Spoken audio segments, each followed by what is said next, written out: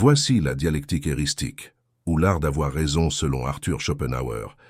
Exposé en 38 stratagèmes, la dialectique heuristique est l'art de discuter, mais de discuter de telle manière qu'on ait raison licitement ou illicitement, par tous les moyens possibles. On peut avoir objectivement raison sur un sujet et pourtant sembler dépourvu de raison aux yeux des présents, et parfois aussi à ses propres yeux.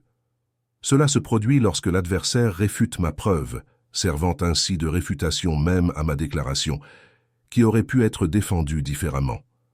Dans ce cas, naturellement, la relation est inversée, car la raison lui appartient, bien qu'objectivement il ne l'est pas. En effet, la vérité objective d'une thèse et sa validité aux yeux des opposants et des auditeurs sont deux choses distinctes. La dialectique vise principalement cette dernière, et la source en est la méchanceté naturelle de l'humanité. Si nous étions honnêtes par nature, nous chercherions simplement à faire éclater la vérité dans tout débat, sans nous préoccuper de savoir si elle correspond à l'opinion que nous avons précédemment soutenue ou à celle de l'autre. Cela serait indifférent ou dans tous les cas quelque chose de très secondaire.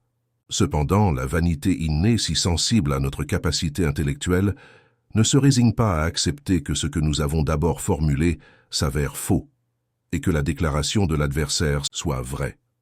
Outre la vanité naturelle, la plupart des êtres humains sont également enclins à la loquacité et à la malhonnêteté innée. Ils parlent avant de réfléchir, et même s'ils se rendent compte intérieurement que leur affirmation est fausse et qu'ils n'ont pas raison, cela doit néanmoins sembler le contraire.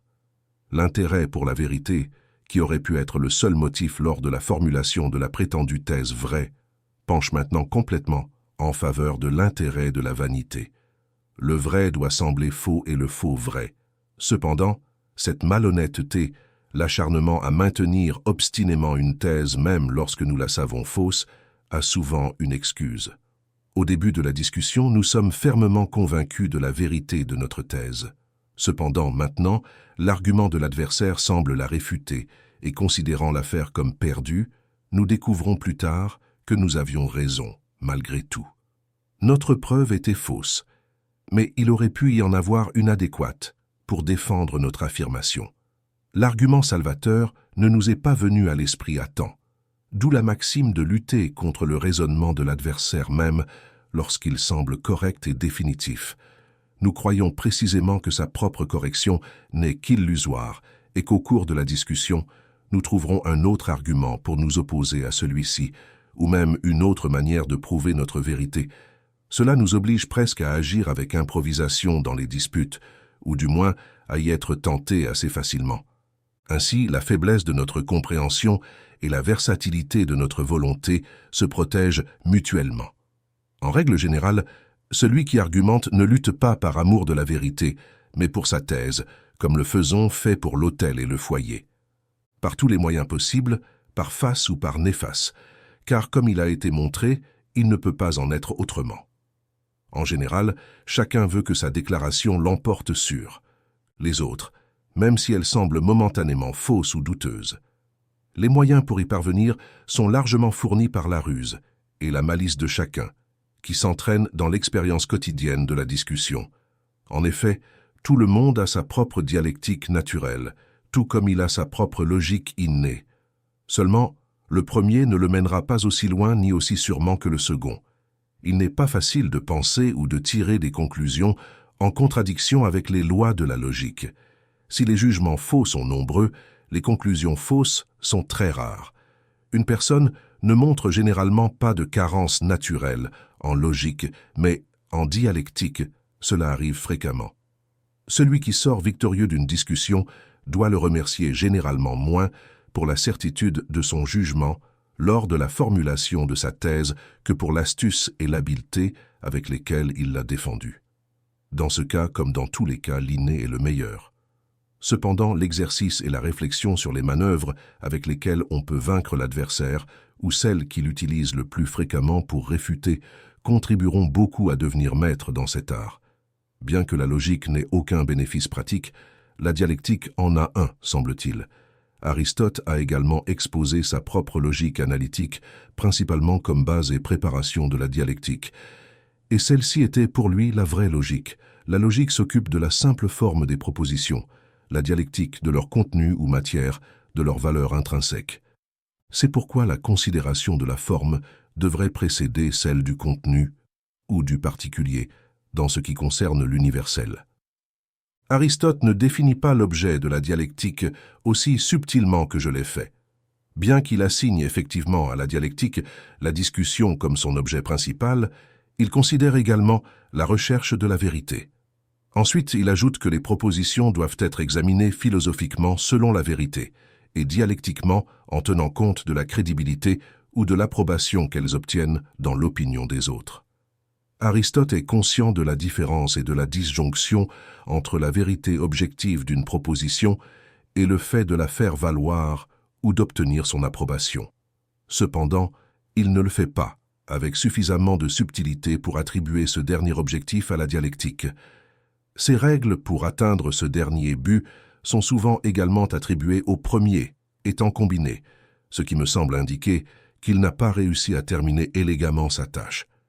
Aristote aborde les topiques, aborde l'exposition de la dialectique avec l'esprit scientifique qui le caractérise de manière extraordinairement méthodique et analytique. Bien que cela soit très digne d'admiration, il n'a pas complètement atteint son objectif, qui est évidemment pratique ici. Après avoir examiné dans les analytiques les concepts, les jugements et les syllogismes selon la forme, il passe ensuite à considérer le contenu, qui concerne uniquement les premiers, car c'est en eux que résident les propositions et les syllogismes, qui sont en eux-mêmes une forme. Les concepts signifient leur contenu. Le processus est le suivant. Toute discussion a une thèse ou un problème. Ceux-ci diffèrent simplement dans la forme, puis des axiomes doivent servir à le résoudre. Il s'agit toujours de la relation de certains concepts, les uns par rapport aux autres. Ces relations sont initialement au nombre de 4. On recherche d'un concept soit sa définition, soit son genre, soit sa caractéristique particulière, soit son accident, c'est-à-dire une qualité quelconque, qu'elle soit particulière et exclusive ou non, en bref, un prédicat. Le problème de toute discussion doit être ramené à l'une de ces relations. C'est la base de toute dialectique. Dans les 8 livres des Topiques, Aristote présente l'ensemble de toutes les relations dans lesquelles les concepts peuvent se trouver mutuellement par rapport aux 4 classes, et il indique les règles pour toute relation possible. Cela concerne la manière dont un concept doit se comporter par rapport à un autre pour être propre, son accident, son genre ou sa définition. Il précise quelles erreurs peuvent être facilement commises lors de la formulation et ce qui doit être pris en compte à chaque fois que nous formulons une relation. Il explique également ce qui peut être fait pour les réfuter une fois qu'elles ont été formulées par l'autre. Aristote appelle le lieu topique la formulation de l'une de ces règles ou de l'une de ces relations entre de telles classes de concepts, indiquant ainsi 382 topos, d'où le nom de topique. A. Ceux-ci, il ajoute quelques règles sur la discussion en général, qui ne sont d'ailleurs nullement exhaustives. Le topos n'est donc pas quelque chose de purement matériel.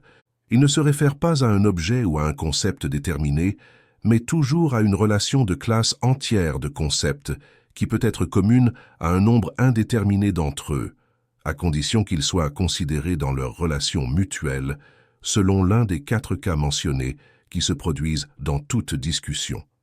De ces 4 cas, il existe à nouveau des classes subordonnées. La considération est ici dans une certaine mesure encore formelle, bien que pas aussi purement formelle, que dans la logique, qui traite du contenu des concepts du point de vue de la forme.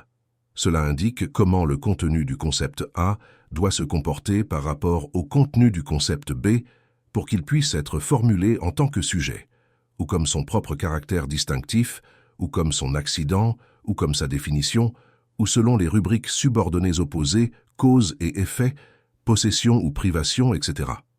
Toute discussion doit tourner autour de l'une de ces relations.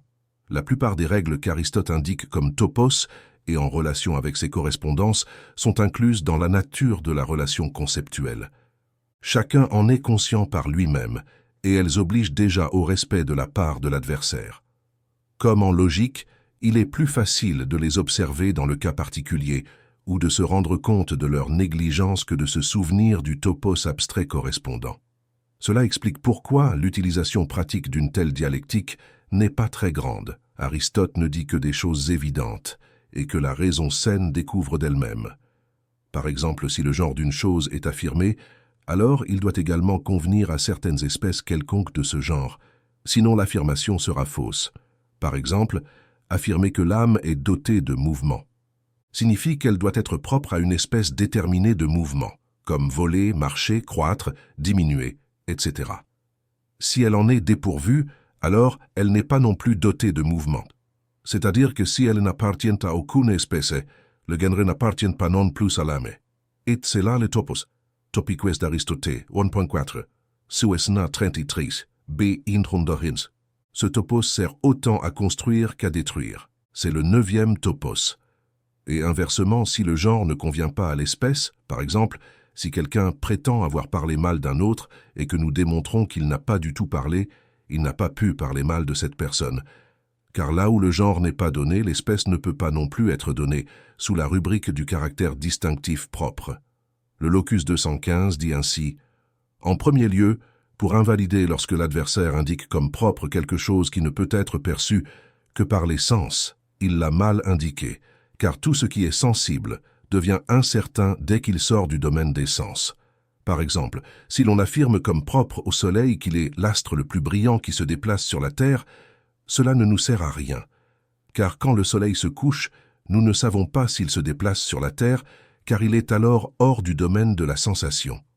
En second lieu, pour établir ce qui est propre, il sera bien indiqué quand on présente quelque chose qui n'est pas reconnaissable par la sensation, ou qui, étant sensible, est évident qu'il existe nécessairement, par exemple comme propre à la surface, on indique que c'est celle qui se colore d'abord. C'est une caractéristique propre sensible et toujours manifeste, donc elle est correcte. Aristote, Topique, 5e livre. Cela devrait suffire pour vous donner une idée de la dialectique d'Aristote. Il me semble qu'il n'a pas atteint son objectif, c'est pourquoi je n'ai pas essayé d'une autre manière.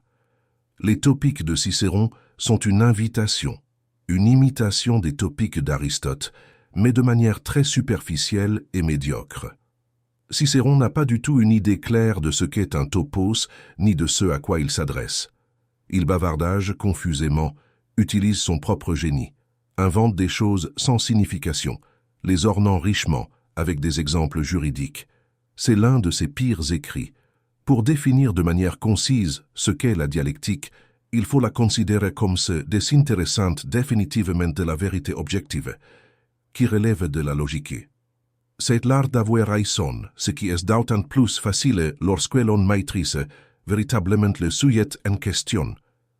La dialectique doit enseigner uniquement comment nous pouvons nous défendre contre toutes sortes d'attaques, en particulier contre les déloyales, et évidemment comment nous pouvons attaquer ce que l'autre expose sans le contredire, et surtout sans que nous soyons contredits.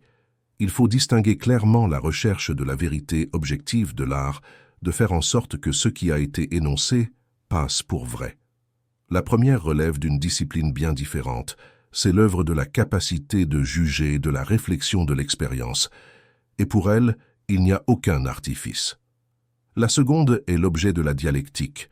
On la définit comme la logique de l'apparence, ce qui est faux, car elle serait utilisée pour défendre uniquement des énoncés faux. Mais même lorsque quelqu'un a raison de son côté, il a besoin de la dialectique pour la défendre. En outre, il faut connaître les coups déloyaux pour pouvoir les encaisser, et parfois, lorsque cela est nécessaire, les utiliser également pour attaquer l'adversaire avec les mêmes armes. C'est pourquoi en dialectique, il faut laisser de côté la vérité objective ou la considérer comme quelque chose d'accidentel et simplement se préoccuper de la manière de défendre ses propres affirmations et comment invalider celles de l'autre. En ce qui concerne ces règles, il est permis de ne pas tenir compte de la vérité objective, car dans la plupart des cas, on ignore où elle se trouve. Souvent, on ne sait même pas soi-même si on a raison ou non. Parfois, on pense l'avoir et on se trompe. D'autres fois, on le pense des deux côtés, car la vérité est en profondeur. Comme le disait Démocrite, quand une discussion commence, en règle générale, chaque partie est convaincue d'avoir raison de son côté. Pendant son déroulement, les deux parties finissent par en douter. La fin doit être évidente quand on stipule la vérité. À ce stade, la dialectique n'est plus mélangée, car sa fonction est identique à celle du maître d'escrime, qui n'accorde aucune importance à qui a effectivement raison dans la querelle qui a conduit au duel. Attaquer et parer sont les seules choses qui comptent, tout comme en dialectique, qui est une escrime intellectuelle. C'est seulement ainsi comprise qu'elle peut être établie comme une discipline à part entière. Car si notre objectif était la recherche de la vérité, nous devrions nous référer à la simple logique.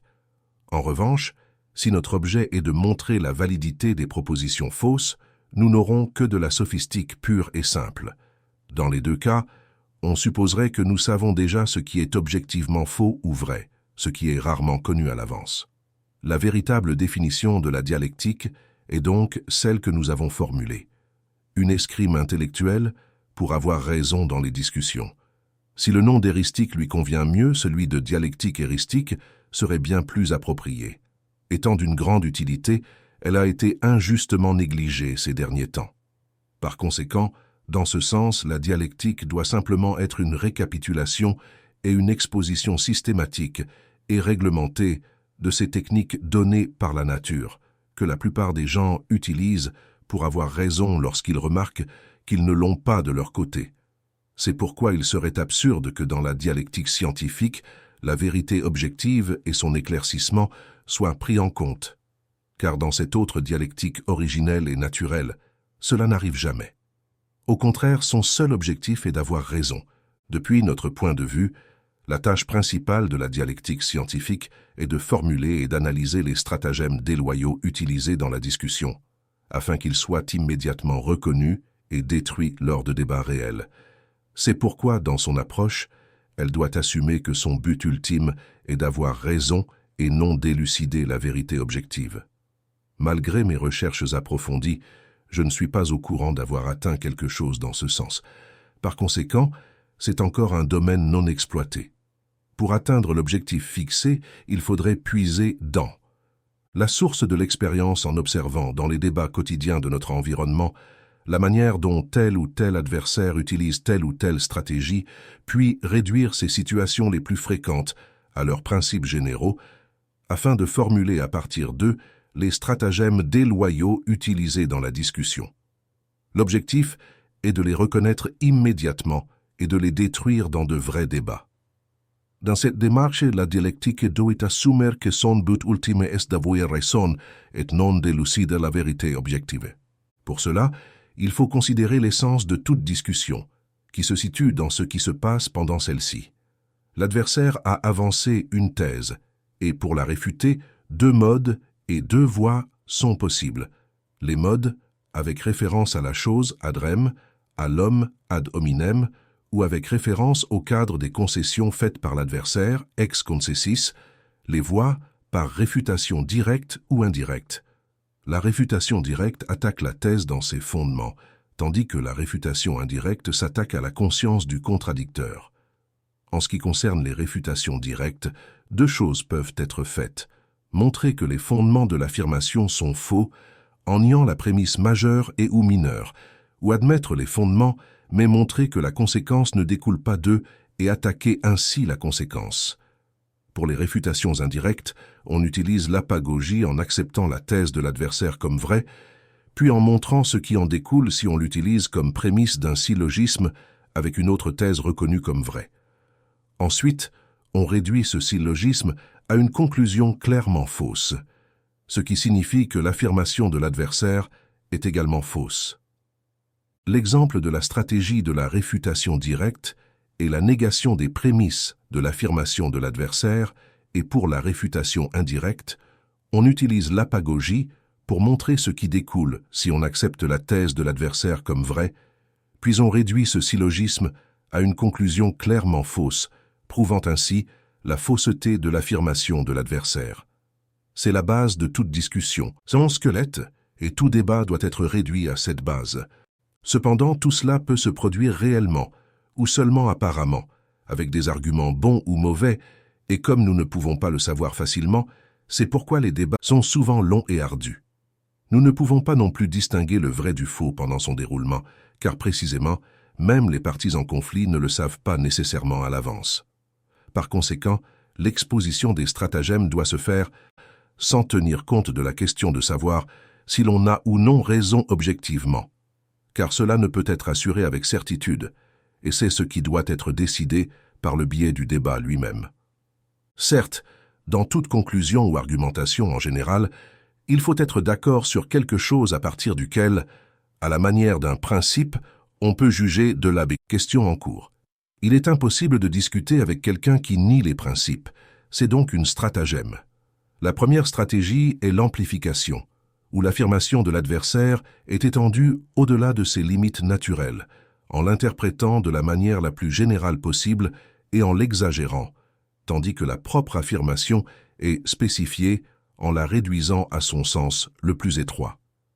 Plus une affirmation est générale, plus elle est exposée à des attaques. Le remède le plus efficace contre l'amplification est la définition concrète des points à discuter et des conditions de la discussion. Exemple 1. J'affirme que les Anglais sont la première nation dans l'art dramatique. L'adversaire a tenté une instance en affirmant que tout le monde saurait que, en ce qui concerne la musique et donc aussi l'opéra, il n'aurait rien fait d'important. Je lui ai répliqué en lui rappelant que la musique n'est pas incluse parmi les arts dramatiques, qui se réfèrent uniquement à la tragédie et à la comédie, comme il le savait très bien. Il a simplement essayé de généraliser mon affirmation pour pouvoir inclure toutes les représentations théâtrales, y compris l'opéra et la musique, afin de me battre, mais la propre affirmation est sauvée en la limitant par rapport au premier objectif manifesté, si l'expression utilisée le favorise. Exemple 2. Il dit que la paix de 1814 a rendu leur indépendance à toutes les villes allemandes d'Asie. En réponse, quelqu'un fait une instance contraire en citant Danzig, qui avait obtenu son indépendance en grande partie grâce à la paix, mais l'a perdue avec cette paix. Je me sauve en disant que j'ai dit « toutes les villes allemandes » et Danzig était une ville polonaise asiatique. Cette stratagème est enseignée par Aristote dans les Topiques. Exemple 3. Lamarck nie toute perception sensible aux poulpes car ils manquent de nerfs, mais on sait qu'ils perçoivent car ils cherchent la lumière en se déplaçant artificiellement vers elles de branche en branche et capturent leur proie. Cela a conduit à la conclusion que la masse nerveuse est répartie sur tout le volume de leur corps, de manière homogène, car il est évident qu'ils ont une sorte de perception, bien qu'ils n'aient pas d'organe percepteur spécifique. Pour invalider cette hypothèse, Lamarck argumente de manière dialectique en affirmant que chaque partie du corps des poulpes devrait être capable de toutes sortes de perceptions sensibles, de mouvements, de volonté et de pensée. Ainsi, le poulpe aurait à chaque point de son corps tous les organes correspondant aux espèces des animaux les plus parfaits. Chaque particule pourrait voir, sentir, goûter, entendre, etc. Et penser, juger, déduire, en bref, chaque molécule de son corps serait comme un animal parfaitement développé, et le poulpe lui-même occuperait une position supérieure à celle de l'homme, car chacun de ces morceaux posséderait les capacités que l'homme a seulement dans son ensemble. De tels stratagèmes dialectiques trahissent un écrivain qui, en son fort intérieur, est conscient de ne pas avoir raison, car il a affirmé que tout son corps est sensible à la lumière, donc de nature nerveuse. Il conclut que tout son corps pense. Stratagème 2. Utilisation de l'homonymie pour étendre l'affirmation énoncée à ce qui peut être compris de la même manière sous le même nom, mais qui a peu ou rien à voir avec le sujet en question. Ensuite, on réfute triomphalement l'affirmation prise dans ce sens, faisant semblant d'avoir abouti à la première annotation. De la même manière et avec le même droit, on réparerait une attaque, la deuxième, par une autre offense encore plus grande ou par un duel. Nous avons donc ici le mélange de deux choses essentiellement distinctes favorisées par l'homonymie du mot « honneur », et en plus aussi une mutatio controversias, changement du sujet principal de la controverse, provoqué par lui-même à cause de l'homonymie. Stratégie 3. Prendre l'affirmation qui a été formulée de manière relative comme si elle l'avait été de manière générale, ou du moins la comprendre sous un autre aspect, très différent de sa véritable intention, pour ensuite la réfuter selon cette dernière. L'exemple d'Aristote est « le mort est noir en ce qui concerne ses dents blanches, donc il est noir mais pas noir en même temps ». C'est un exemple imaginaire qui ne trompera vraiment personne. Prenons plutôt un exemple de l'expérience réelle. Exemple 1. Lors d'une conversation sur la philosophie, j'admets que mon système défend et loue les scientifiques. Peu après, la conversation porte sur Hegel et j'affirme qu'en général, il n'a écrit que des absurdités. Ou du moins qu'il y a dans ses écrits des parties où l'auteur a mis le mot et le lecteur doit lui ajouter le sens. L'adversaire n'ose pas le contester, mais il utilise l'argument ad hominem. J'avais loué les scientifiques, et ceux-ci, dans tous les cas, ont aussi écrit beaucoup d'absurdités. En admettant ce fait, je corrige l'adversaire en ajoutant que je n'admire pas les scientifiques en tant que philosophes et écrivains, c'est-à-dire pas pour leurs contributions théoriques, mais en tant qu'êtres humains pour leurs actions, et simplement d'un point de vue pratique. En ce qui le concerne, je faisais référence à leurs contributions théoriques. Avec cela, il a arrêté le coup. Les 3 premières stratégies sont liées. Elles ont en commun le fait que l'adversaire parle en réalité d'autre chose que celle qu'il a manifestée. Il incarne une ignorance de l'entité, ignorance de la réfutation. Celui qui se laisse désarmer de cette manière dans tous les exemples montrés, ce que l'adversaire avance est vrai, mais cela ne contredit pas vraiment la thèse, la contradiction est seulement apparente. Ainsi, celui qui est attaqué doit la nier consécutivement à la conclusion de l'adversaire, c'est-à-dire que de la vérité de sa thèse découle la fausseté de la nôtre. Ensuite, réfutation directe de sa réfutation par négation de la consécution, ne pas admettre des prémices vraies parce que sa conséquence est prévue. Contre cela, les 2 moyens suivants, règles 4 et 5.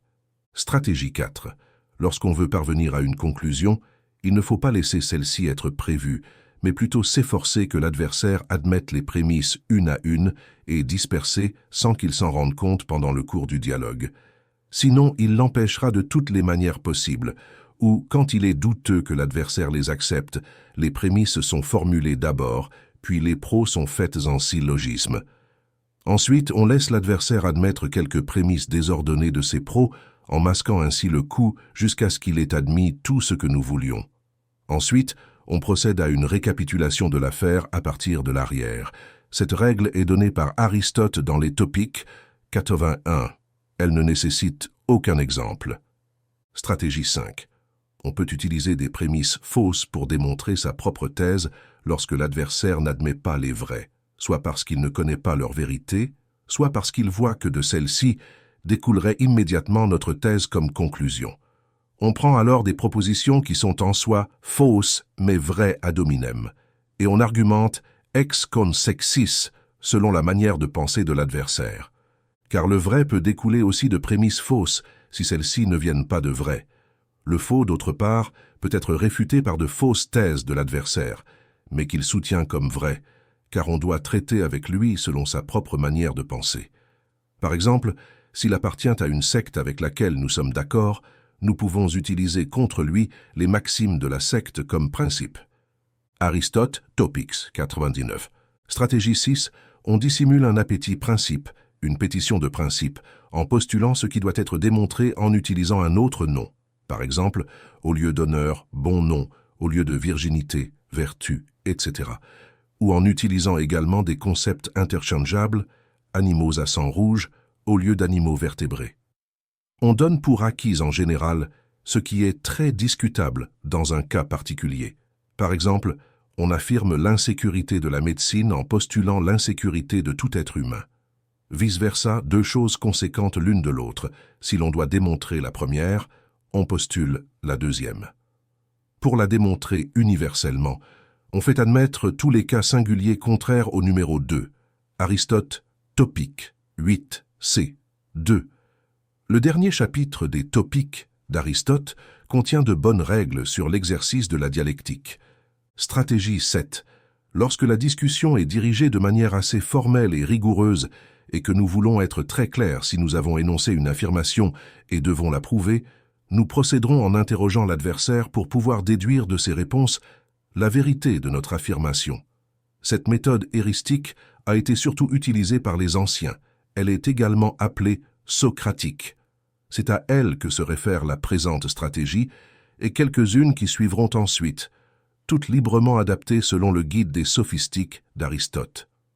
poser beaucoup de questions à la fois et sur beaucoup de choses pour cacher ce que nous voulons. Vraiment qu'il admette et en plus extraire rapidement de ce qui a été admis notre propre argumentation, car ceux qui sont lents à comprendre peuvent la suivre avec précision et passeront à côté des erreurs ou lacunes dans les déductions des preuves. Stratégie 8. Provoquer l'irritation de l'adversaire et le faire monter en colère, car obsédé par elle, il ne sera pas en mesure de juger correctement et de tirer profit de ses propres avantages. L'énerver en le traitant injustement sans ménagement, en le gênant et en se comportant généralement avec insolence. Et stratagème 9. Ne pas établir les questions dans l'ordre requis par la conclusion que l'on souhaite atteindre avec elle, mais de manière désordonnée. L'adversaire ne saura pas où nous voulons en venir et ne sera pas préparé à prévenir la conclusion. De plus, en fonction de la manière dont ces réponses se déroulent, elles pourront être utilisées pour tirer des conclusions diverses, voire contradictoires. Cette stratégie ressemble à la 4, en ce qu'elle doit masquer sa procédure. Stratégie 10. Si l'on remarque que l'adversaire nie intentionnellement les questions dont les réponses affirmatives pourraient être utilisées en faveur de notre thèse, il faut lui poser le contraire de ce que nous devons faire, comme si cela était nécessaire pour la défendre, ou du moins lui présenter les deux options à choisir de manière à ce qu'il ne remarque pas laquelle des deux il souhaite qu'il affirme. Stratégie 11.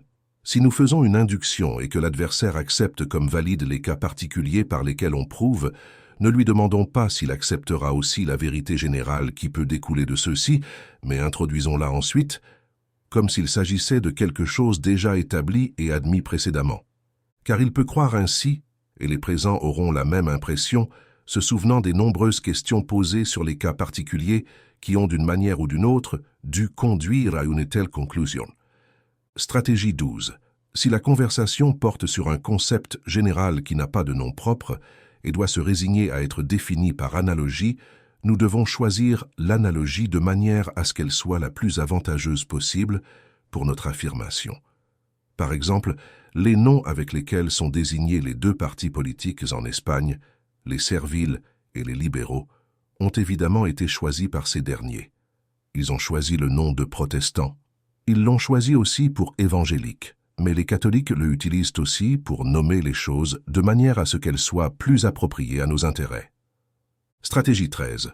Pour amener l'adversaire à admettre une thèse, nous devons lui présenter son enjeu et lui donner le choix entre les deux, mais en ayant l'audace de proclamer le contraste de manière stridente, de sorte que pour ne pas être paradoxal, ils doivent choisir votre thèse, qui paraîtra très probable par rapport à l'autre. Stratégie 14. Une manœuvre effrontée est la suivante. Lorsque l'adversaire a répondu à plusieurs questions sans favoriser la conclusion que nous avions en tête, énoncez-la et proclamez-la triomphalement, comme si elle était déjà démontrée, même en sachant qu'elle ne découle pas des réponses données par l'adversaire.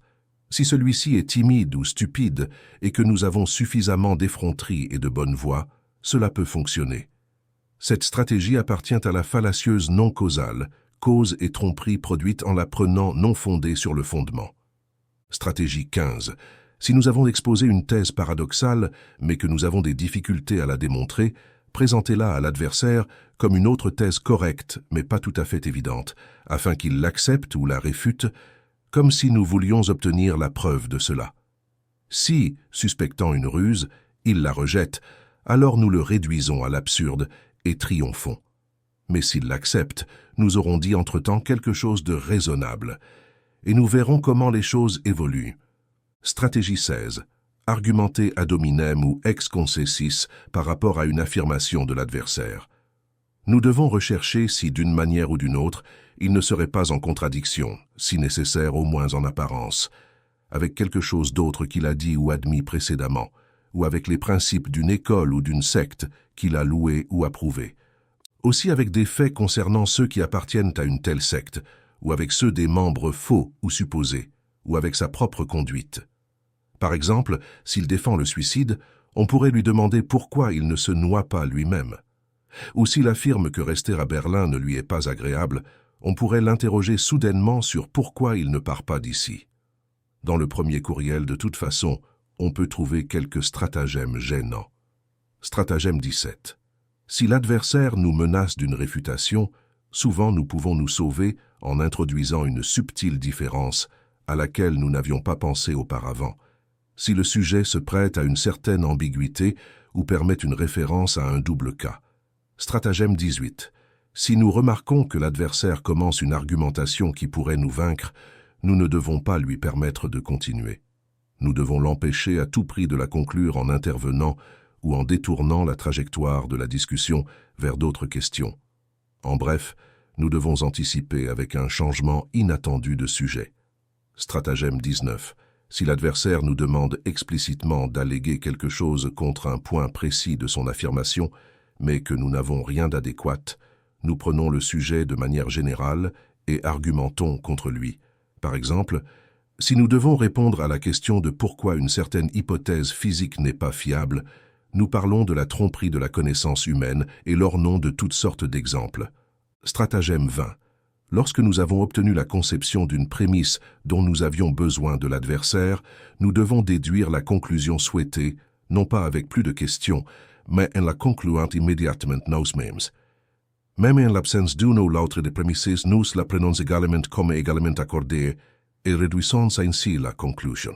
Ce qui résulte alors est l'application de la fallacia, non causa pro causa, qui consiste à prendre comme fondement ce qui n'est pas. Stratagème 21. Si nous observons que l'adversaire utilise un argument uniquement apparent ou sophistique, nous pouvons l'annuler en l'attaquant simplement sur sa capacité et son apparence. Cependant, il est bien meilleur de lui présenter un autre argument, s'il en existe un, d'apparence analogue et de sophisme pour le liquider. Car ce qui importe n'est pas la vérité, mais la victoire. Si l'adversaire utilise un argument ad hominem, il suffira pour l'envahir, même si nous répondons avec un autre contre-argument ad hominem ou ex concessis. Et surtout, il est beaucoup plus court de présenter un argument ad hominem lorsqu'on a l'occasion de s'engager dans une discussion sur la véritable nature de la question. Stratagème 22. Si l'adversaire nous contraint à admettre quelque chose dont le problème qui fait l'objet de la discussion suivra immédiatement, nous refusons en alléguant qu'il s'agit d'une pétition de principe, car aussi bien lui que l'auditoire confondront facilement une thèse qui, en apparence, ressemble au problème avec le problème lui-même. Ainsi, nous le priverons de son meilleur argument. Stratagème 23. La contradiction et la discorde motivent l'exagération de la thèse. En contradisant l'adversaire, nous pouvons l'inciter à sortir des limites de son affirmation, qui aurait pu être vraie à l'intérieur de ses limites. Une fois que nous avons réfuté dans l'exagération, il semblera que nous réfutons également sa première thèse. Cependant, nous devons nous garder de ne pas être entraînés dans l'amplification ou dans une extension plus importante de notre thèse en utilisant le même procédé contre nous. Souvent, l'adversaire recourra à la tentative d'étendre notre affirmation au-delà des termes dans lesquels nous l'avions exprimée. Dans ce cas, nous devons l'arrêter brusquement et le ramener aux limites de ce que nous avons manifesté avec un simple « je l'ai dit » et pas plus. Stratagème 24. L'usage abusif de la déduction de la thèse de l'adversaire. Des thèses sont inférées de force par des déductions fausses et en déformant les concepts, qui ne sont pas incluses là où elles sont contenues, et qui ne correspondent en aucune manière à l'opinion exprimée par lui, mais qui sont absurdes ou dangereuses. Ainsi, il semblera que sa thèse s'ensuit dans des propositions qui se contredisent, ou qui contredisent des vérités reconnues. Cela vaudra comme une réfutation indirecte, une fois de plus, de l'exemple de la fallacia non causa pro causa, qui consiste à prendre comme fondement ce qui n'est pas. Stratagème 25. Cette stratégie a à voir avec la pago, qui nécessite une grande quantité de cas pour pouvoir faire valoir un principe universel, par opposition à la pago, qui se contente de présenter un seul cas dans lequel le principe s'appelle instance et en contraire instance contre-exemple. Par exemple, la proposition « tous les ruminants ont des cornes » sera invalidée par la seule instance, du chameau. L'instance est un cas dans l'application de la vérité générale, qui est subsumé sous le concept principal de celle-ci, mais pour lequel une telle vérité générale n'est pas valable, de sorte que celle-ci est invalidée. Cependant, il n'est pas rare que des tromperies surviennent ici. Il sera donc judicieux de tenir compte des points suivants lorsque l'adversaire fait des instances. 1. Si l'exemple est effectivement vrai, il y a des problèmes dont la seule solution est celle qui est fausse, par exemple de nombreux miracles, histoires de fantômes, etc. 2. Si cela est vraiment sous le concept de la vérité proposée, souvent cela n'est que superficiel et peut être résolu par une subtile distinction. 3. Si cela se contredit vraiment avec la vérité exprimée, car souvent cela n'est aussi que superficiel. Stratagème 26, un coup brillant, est ce qui est connu sous le nom de retortio argumenti, renverser l'argument, c'est-à-dire lorsque l'argument que l'adversaire veut utiliser pour sa défense peut être mieux utilisé contre lui. Par exemple, s'il dit « c'est juste un enfant, laissez-le tranquille, ne le prenez pas en compte ». Retortio précisément parce que c'est un enfant, il doit être pris en compte et corrigé pour ne pas laisser s'installer de mauvaises habitudes. Stratagème 27.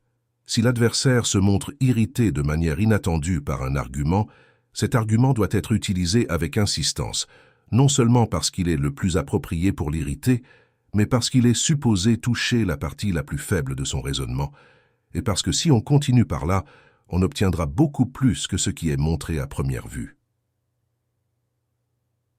Et stratagème 28. Cette stratégie est particulièrement indiquée lorsque des personnes instruites discutent devant un public qui ne l'est pas. Si elles n'ont aucun argument, rien de tangible, et même pas un ad hominem, on tente un ad auditores, c'est-à-dire qu'on avance une observation invalide ou une invalidité que seul l'expert reconnaît.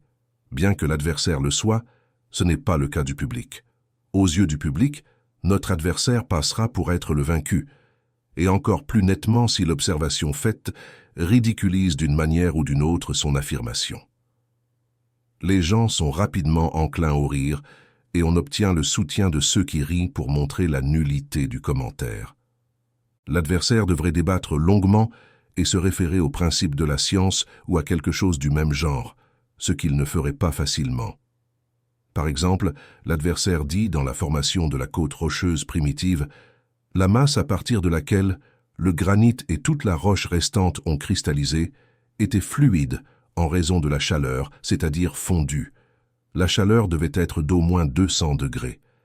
La masse a cristallisé sous la surface marine qui la recouvrait. On argumente auprès du public en alléguant qu'à cette température, même avant 80 degrés, la mer aurait déjà bouilli et se serait évaporée sous forme de vapeur. Les spectateurs rient pour nous réfuter.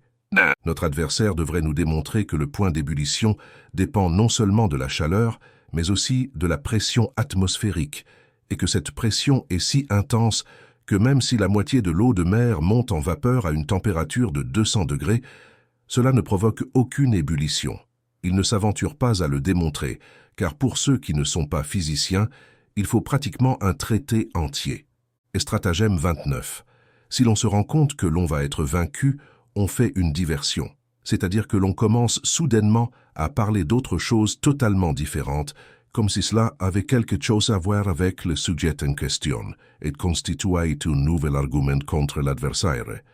Cela s'est fait avec une certaine subtilité si, malgré tout, la diversion est liée, même de manière générale, au sujet en question, ou de manière éhontée lorsque l'on utilise cela simplement pour échapper à l'adversaire, et que cela n'a absolument rien à voir avec le sujet. Par exemple, à propos de l'oiseau à qui, en Chine, on ne confère pas de charge publique en raison de la noblesse de naissance, mais toutes sont attribuées à la suite d'examens. Mon adversaire affirme que le savoir ne qualifie pas davantage pour l'armée ou une fonction publique que l'excellence de la naissance, qu'il considère comme plus importante. Maintenant, il était tout de suite perdu.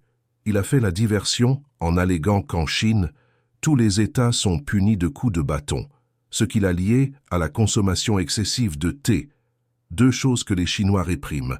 Ceux qui se laisseraient ensuite entraîner par cela auraient été déviés et auraient perdu la victoire qui était sur le point d'être obtenue.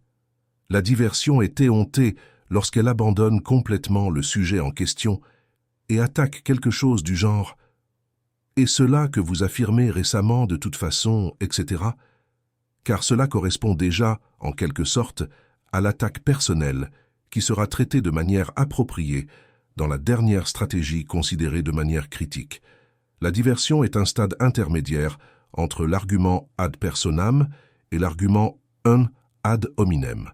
À quel point cette stratégie est commune et naturelle est confirmée par toutes les disputes entre les gens ordinaires. Quand l'un fait des reproches personnels à l'autre, celui-ci ne répond pas par une réfutation, mais par des reproches personnels contre l'adversaire, laissant sans réponse les reproches qui lui ont été adressés et admettant les mêmes. Il fait comme Scipion, qui n'a pas attaqué les Carthaginois en Italie, mais en France. Dans la guerre, une telle diversion est très utile lorsqu'elle est utilisée à temps. Dans les disputes, elle est mauvaise, car les reproches ne sont pas réfutés et le public apprend le pire des deux adversaires. Dans la discussion, elle est utilisée faute de mieux. Stratagème 30. L'argument un adverbum, l'argument au mot près, au lieu de raison, utilise des autorités adaptées aux connaissances de l'adversaire. Tout le monde préfère croire que raisonner, disait non.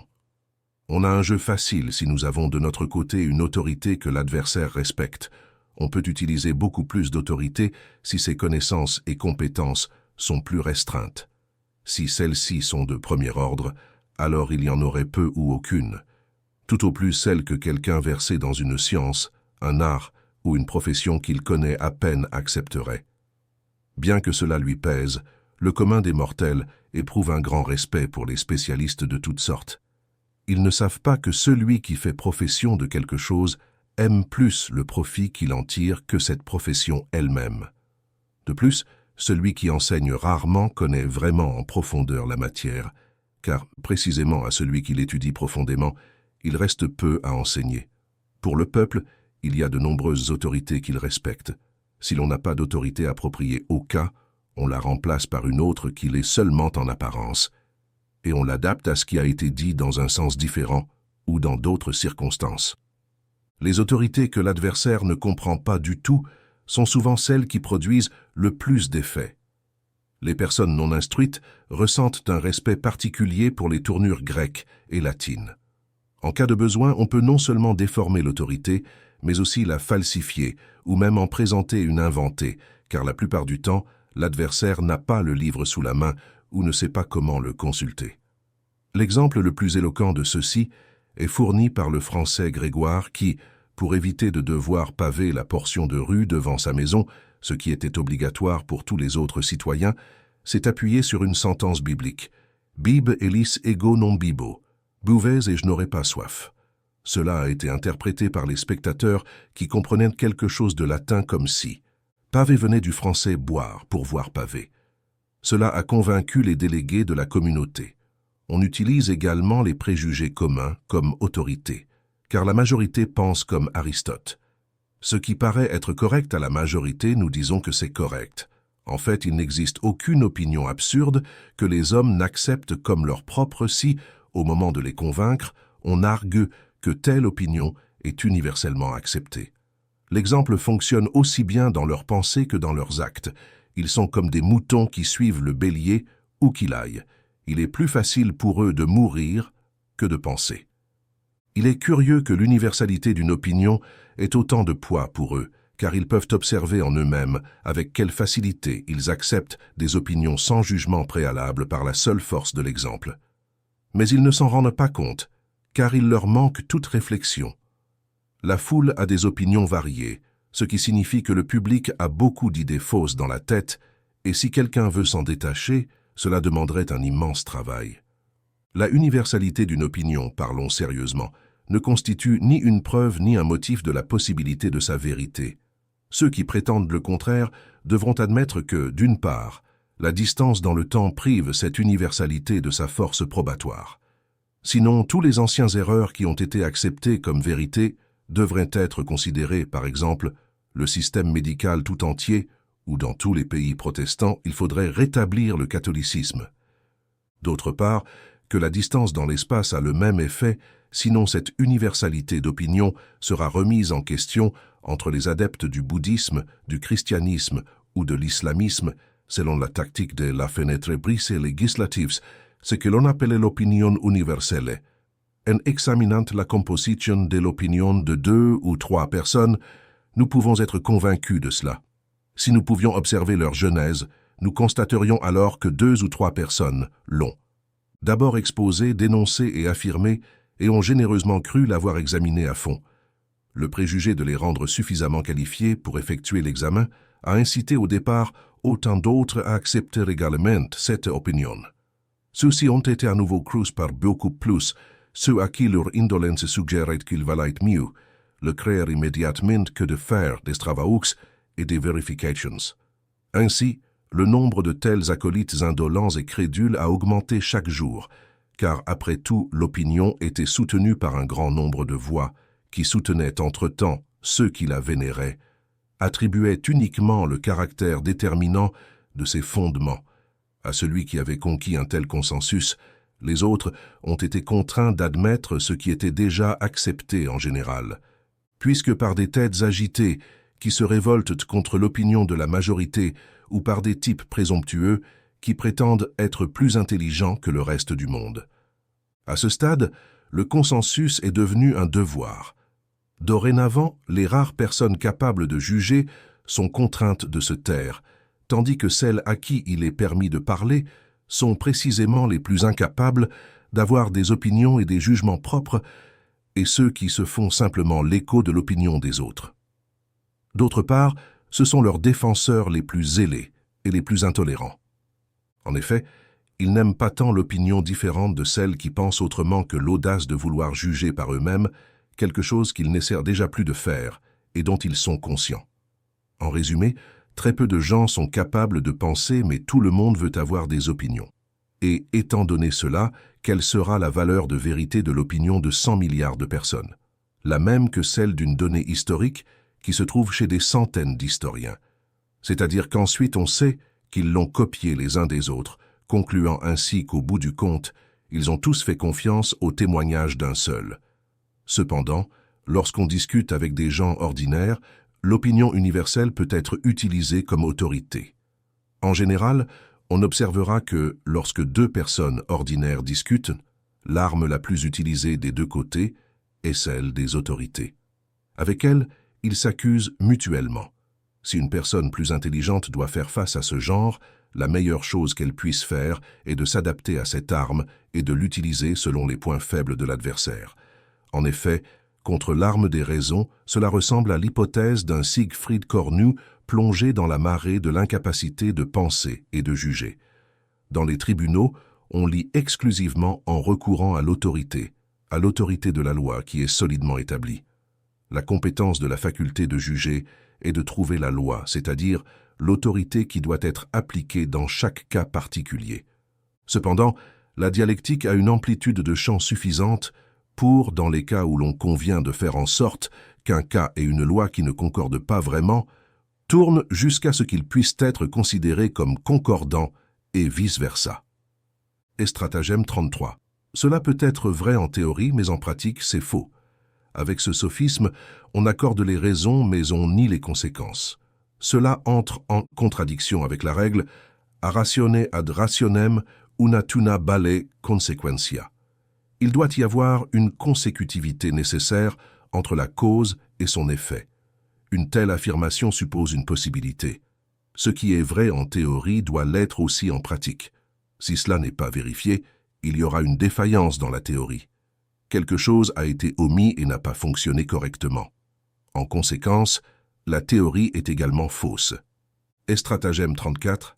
Si l'adversaire ne donne pas une réponse précise à une question ou à un argument, ou s'il ne prend pas position concrète à ce sujet, mais répond en posant une autre question ou avec une réponse évasive, ou quelque chose qui n'a aucun rapport avec le sujet en discussion, prétendant détourner le sujet ailleurs, c'est un signe évident que nous avons touché, parfois sans le savoir, l'un de ses points faibles. Il s'agit d'un mutisme relatif. Il est donc urgent de rester sur le point que nous avons touché sans le lâcher, surtout lorsque nous ne voyons pas en quoi consiste la faiblesse avec laquelle nous avons touché. Et stratagème 35. Si c'est praticable, toutes les autres stratagèmes sont nécessaires. Au lieu d'influencer l'intellect avec des raisons, on influe sur la volonté au moyen de motifs. De cette manière, l'adversaire et éventuellement l'auditoire, s'ils ont les mêmes intérêts que lui, sont instantanément gagnés à notre opinion, même si elle provient de l'asile. il est presque toujours plus efficace d'avoir une once de volonté que d'avoir une quintale de jugement et de persuasion. Naturellement, cette stratagème ne donne des résultats que dans certaines conditions. Lorsqu'on peut faire savoir ouvertement à l'adversaire que s'il laisse prévaloir son opinion, les conséquences qui en résulteraient seraient très préjudiciables à ses propres intérêts. Il la lâchera immédiatement aussi rapidement qu'il jetterait un fer rouge qu'il aurait attrapé par mégarde. Stratagème 36. Déconcertez et étourdissez l'adversaire avec une locution absurde et excessive. Cela a souvent à voir avec le fait que les hommes croient fréquemment en des paroles creuses, pensant qu'il s'agit de pensées graves. Si l'adversaire est conscient de sa propre faiblesse et la cache, s'il est habitué à entendre des choses qu'il ne comprend pas en faisant semblant de les comprendre, alors il peut être impressionné, en paraissant sérieux, et en faisant passer des absurdités pour des vérités profondes. Les plus grandes absurdités sont respectées comme si elles étaient la preuve tangible de ce que l'on souhaite défendre. Stratagème 37 devrait être l'une des premières, lorsque l'adversaire, ayant effectivement raison, a eu la malchance de choisir une preuve inadéquate pour sa défense, que nous pouvons invalider facilement, nous considérons que toute l'affaire est fondamentalement réfutée. En substance, ce que nous faisons, c'est remplacer un argument ad hominem par un argument ad rem. Si lui ou les présents ne fournissent pas une meilleure preuve, nous aurons gagné. Par exemple, quelqu'un, utilisant l'argument ontologique pour prouver l'existence de Dieu Père, car comme on le sait, cet argument est très facile à réfuter de cette manière. Ils perdent comme de mauvais avocats avec une bonne cause, prétendant la défendre avec une loi inadéquate, alors que la bonne ne leur vient pas à l'esprit. Stratagème final, lorsqu'on se rend compte que l'adversaire est supérieur et qu'on a peu de chances de gagner, on passe à une attaque grossière et outrageante. Cela signifie qu'on dévie du sujet de la discussion, où la partie est perdue, vers la personne de l'adversaire que l'on attaque de toutes les manières possibles. Cela peut être appelé un argumentum ad personam, le distinguant ainsi de l'argument ad hominem, qui consiste à s'éloigner du sujet de la discussion en attaquant quelque chose de secondaire que l'adversaire a dit ou admis. Dans le cas de l'argumentum ad personam, on abandonne complètement le sujet de la discussion et on attaque la personne de l'adversaire. Cela devient insolent, moqueur, offensant et grossier. On passe de l'appel à la force de l'esprit, à la force du corps, voire à la bestialité. Cette règle est très populaire car tout le monde peut la mettre en pratique, elle est très souvent utilisée. Cependant, on ne peut jamais savoir quelle contre-règle sera valable pour l'autre partie. Si elle suit également le même chemin, cela finira par une bagarre, un duel ou un procès pour diffamation. Celui qui pense que cela suffira simplement en ne répondant pas personnellement à l'adversaire se trompera irrémédiablement. C'est un fait avéré que si on lui montre tranquillement qu'il a tort et qu'il juge et pense faussement, comme cela se produit dans toute victoire dialectique, il sera plus irrité par une expression grossière et offensante. C'est parce que, comme le dit Hobbes, toute joie et toute satisfaction résidant dans le fait qu'il y a quelqu'un avec qui, en se comparant, on peut avoir un grand sentiment de soi-même, et rien n'importe plus aux hommes que la satisfaction de leur vanité, la blessure la plus douloureuse étant celle qui affecte cela. De là viennent des expressions comme « avant l'honneur que la vie ». Une telle satisfaction de la vanité découle généralement de la comparaison de soi-même avec les autres sous n'importe quel aspect, mais principalement en ce qui concerne l'intelligence, comme on le constate de fait et avec une grande intensité dans la discussion. C'est pourquoi il y a la rage du vaincu, même s'il n'a pas raison, et de là vient le recours, en dernier recours, à cette stratagème finale. Il n'est pas possible de répondre simplement avec gentillesse de notre part. Cependant, beaucoup de sang-froid peut être d'une grande aide si, dès que l'on se rend compte que l'adversaire attaque la personne, on lui répond tranquillement que cela n'a rien à voir avec le sujet et on continue ensuite à démontrer son erreur sans prêter attention à l'offense. Cela ressemble plus ou moins à la réponse de Thémistocle à Eurybiade. « Frappe-moi, mais écoute-moi. Cependant, cela ne convient pas à tout le monde. La seule contre-règle sûre est donc celle qu'Aristote indique dans le dernier chapitre des Topiques, ne pas discuter avec le premier venu, mais seulement avec ceux que l'on connaît et dont on sait qu'ils possèdent une intelligence suffisante pour ne pas se comporter de manière absurde, et qui auraient honte de le faire s'ils le faisaient, qui discutent avec des raisons et non avec des démonstrations de force, et qui écoutent les raisons et sont conséquents avec elles, et en fin de compte, qui sont capables d'apprécier la vérité et d'écouter agréablement de bons arguments, même de la part de l'adversaire, et qui ont assez de qualité pour admettre qu'ils n'ont pas raison quand l'autre partie l'a. Il en résulte que parmi 100 personnes, il y en a à peine une avec laquelle il vaut la peine de discuter, les autres sont laissées dire ce qu'elles veulent, car comme le dit le droit romain, oui, mais c'est droit gentil. Tout le monde a le droit de dérailler. De plus, pensez à ce qu'il dit et retournez-le. La paix est plus appréciée que la vérité, et un dicton arabe dit « Les fruits de la paix pendent de l'arbre du silence ». Souvent, la discussion, en tant que collision de tête, est très utile pour les deux parties, car elle sert à la rectification de ses propres idées et aussi à fournir de nouveaux points de vue. Cependant, les deux antagonistes doivent être égaux en termes de culture et d'intelligence. Si l'un d'eux manque de la première, il ne comprendra pas tout et ne sera pas au même niveau. S'il manque de la deuxième, le ressentiment qu'il ressentira pour cela l'incitera à agir déloyalement avec ruse ou grossièreté pendant la discussion en privé, que ce soit en discours public ou privé ou en discussion solennelle publique de catégorie. Il n'y a pas de différence essentielle, sauf que dans ce dernier cas, on exige que la réponse ait toujours raison contre l'adversaire et que, par conséquent, le prince doit intervenir si nécessaire. Et aussi que dans ce dernier cas, on argumente plus formellement, on aime habiller ses arguments avec rigueur et logistique. Merci beaucoup pour votre visite.